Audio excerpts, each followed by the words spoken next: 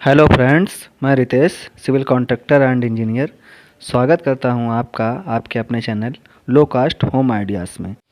तो दोस्तों, जैसा कि आप सभी लोग जानते हैं कि जब हम मकान को बनाते हैं, उसका निर्माण कराते हैं, तो उसमें कुछ सारी चीज़ें होती हैं जिनका हमें विशेष रूप से ध्यान रखना पड़ता है। क्योंकि अगर वो चीज़ें मकान में गलत हो गई या ख़राब हो गई तो ये मान करके चलिए पूरे मकान का लुक देखने में बहुत ख़राब लगने लगता है। देखने में तो ये छोटी छोटी चीज़ें हैं, मतलब छोटे छोटे काम हैं, लेकिन इनका इम्पोर्टेंस मकान में बहुत ज़्यादा होती है। तो इसी में एक भाग आता है स्टेयर्स का। चलो आज हम अपने वीडियो में आपको बताते हैं कि किस तरह से कैलकुलेशन करके अच्छे से अच्छा स्टेयर्स तैयार किया था। देखिए, सबसे पहले स्टेयर्स में मेन चीज़ होती है कि कितनी जिस जगह हम स्टेयर्स चढ़ा रहे हैं उसकी पूरी ज़मीन से ले करके और जहाँ तक चढ़ना है वहाँ तक की हाइट कितनी होती है। तो अब तो ये ढलाई हो चुकी है, तो ज़मीन से ऊपर तक की नाप करने के लिए हम जहाँ तक हमारा जीना चढ़ना है वहाँ पे 1 फीट उठा करके एक लेवल का निशान मार लेते हैं और उस लेवल के निशान से जहाँ से जीना चढ़ना है, याद रखिएगा मैंने 2 बातें बताई। जहाँ तक जीना चढ़ना है वहाँ से 1 फीट लेवल उठा के निशान मार लेते हैं और जहाँ से जीना चढ़ना है वहाँ पे निशान को लेवल कर लेते हैं। लेवल देखिए इस तरह से लेवल की जाती है। एक पाइप होती है, उस पर बीच में पानी भरा होता है और दोनों तरफ मिला करके जहाँ पे वो पानी का लेवल बताता है वही हमारी वाटर लेवल होती है। तो अब देखिए, मैंने जहाँ तक जीना चढ़ना है वहाँ पे 1 फीट उठा के लेवल लगाई थी, तो यहाँ भी 1 फीट डाउन करके हम अपना निशान मार लेते हैं और फ्लोर से इस निशान तक हम नाप लेते हैं। यही हमारी टोटल हाइट होगी जहाँ से जहाँ तक जीना चढ़ना है। और इसी हाइट पर आपके राइज़र डिपेंड करते हैं, ये आप हमेशा याद रखें। इसके बाद बात आती जहाँ से जहाँ तक चढ़ना है वहाँ की डिस्टेंस कितनी है।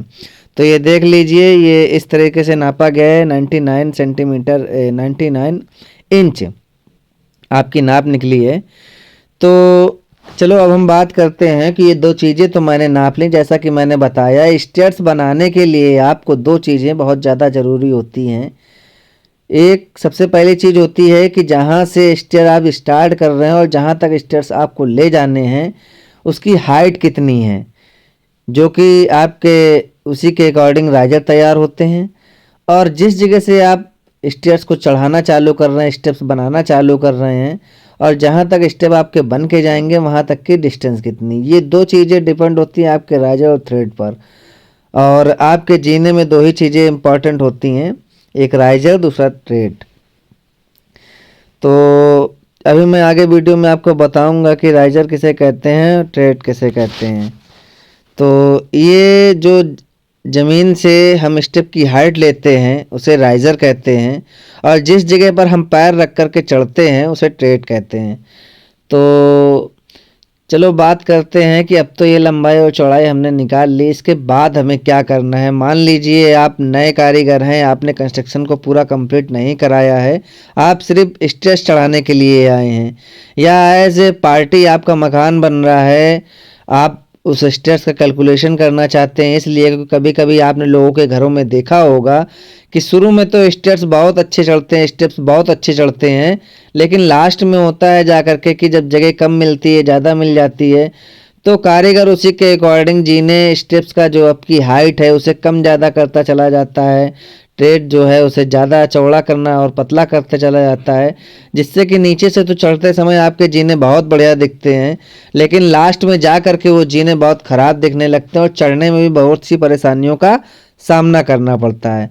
तो जैसा कि मैं आपको अपना वीडियो बता रहा हूँ, इतने नॉर्मल तरीके से, इतने अच्छे से मैं आपको इस वीडियो पे स्टेयर्स के बारे में बताऊंगा कि आप खुद का भी मकान बनवा रहे होंगे तो आपको किसी भी प्रॉब्लम्स का सामना नहीं करना पड़ेगा और बहुत आसानी से आप खुद कैलकुलेशन कर लेंगे कि आपकी जितनी बड़ी ये रेप ढली, जितनी डिस्टेंस है, उस एरिए में कितने स्टेप चढ़ेंगे और उनका राइजर और ट्रेड की लंबाई कितनी होगी, कितने इंच की आपकी ट्रेड होगी, कितने इंच उसकी राइजर होगा और कितने राइजर होगा, कितने ट्रेड होगी। तो ये पूरी संपूर्ण जानकारी जानने के लिए मेरे वीडियो को बीच में स्किप ना करें, वरना आप तक आधी अधूरी जानकारी पहुंचेगी जिससे कि आपको बहुत बड़ा नुकसान हो सकता है।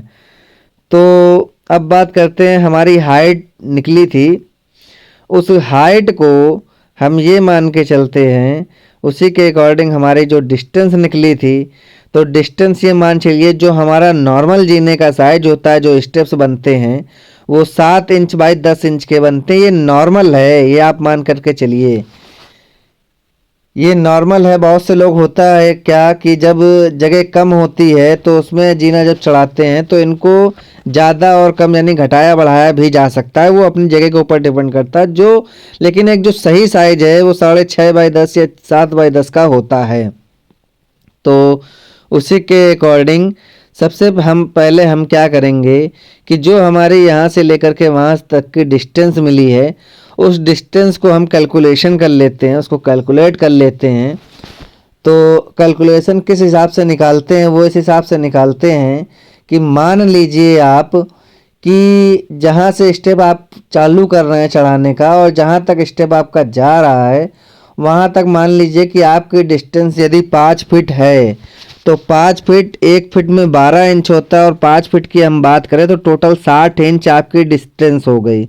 और 60 इंच में यदि 10 इंच के आप स्टेप्स थ्रेड बना रहे हैं, पैर रखने का जो पावदान होता है जीने में वो उसको थ्रेड बोलते हैं, वो अगर आप ये मान लीजिए कि अगर 10 इंच का बना रहे हैं तो टोटल 6 स्टेप यानी 6 थ्रेड आपकी चढ़ेगी जहाँ से आप चढ़ाना चाहते हैं और जहाँ तक चढ़ाना चाहते हैं। तो ये तो हो गया एक फार्मूला कि आपके थ्रेड की माप निकालना, और यहाँ से आपकी कितनी थ्रेड चढ़ेंगी वो भी आपको मैंने बताया कि यदि आपका 60 इंच आपकी डिस्टेंस है तो टोटल आपके 6 थ्रेड चढ़ेंगे।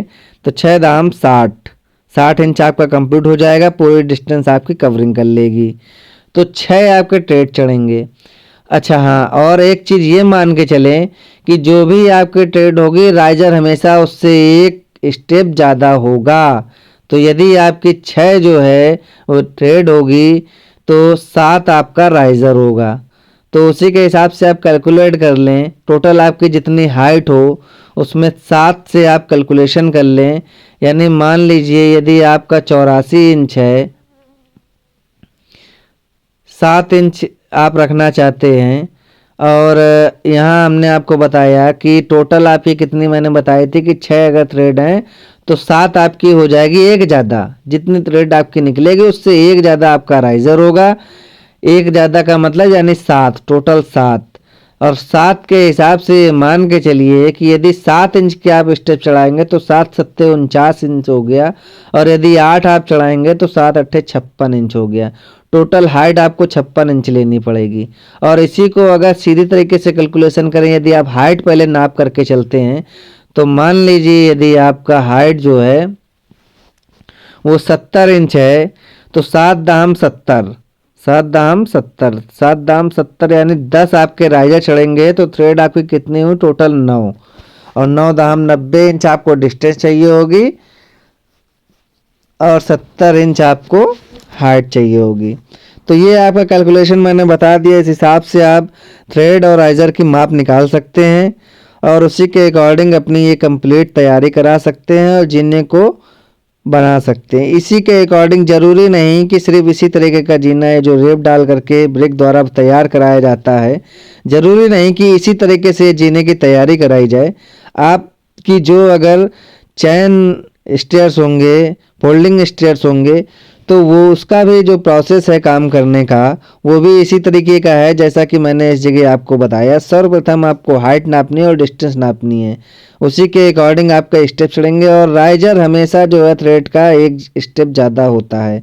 ये 3 चीज़ आपको अपने दिमाग में रखनी है। और कैलकुलेशन यदि आप पहले से ही करके रखेंगे तो मिस्त्रियों के द्वारा कोई गलती नहीं होगी और आपका समय नहीं बेकार होगा। आप डायरेक्टली उनको बता सकते हैं कि सर इस तरीके से ये आपके इतने स्टेप्स होंगे और इतनी नाप की आपकी थ्रेड निकलेगी और इतने नाप के आपके राइजर निकलेंगे। तो आते ही बड़ी आसानी से वो उस काम को चालू कर सकता है। एक चीज़ मैं आपसे और कहना चाहूँगा कि पहले तो कोशिश करें कि हर स्टेप पर आप दोनों तरफ लेवल लगा के इस स्टेप्स को देख लें कि किसी तरफ का स्टेप का हिस्सा डाउन तो नहीं है। और यदि आप हर स्टेप पे नहीं लगा सकते हैं तो हमेशा कोशिश ये करें कि कम से कम दूसरे या तीसरे एक स्टेप छोड़ करके एक स्टेप पे आप लेवल ज़रूर ले करके चलें।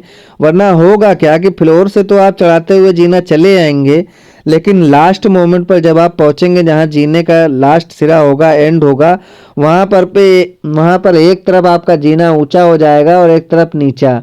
वो मालूम कैसे चलेगा? जहां पर आपकी लैंडिंग होगी जीने की, उस जगह की एक तरफ की रेत तो छुप जाएगी बिल्कुल और एक तरफ की दिखाई पड़ने लगेगी।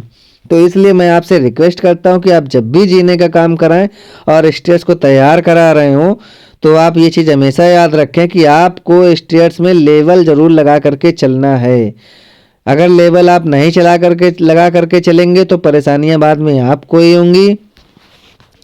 और यदि इस वीडियो में आपको कोई चीज़ नहीं समझ में आ रही है तो आप मुझे कमेंट करके बता सकते हैं, मैं उसका जवाब आपको नेक्स्ट वीडियो आपके कमेंट के हिसाब से बना करके दे दूंगा।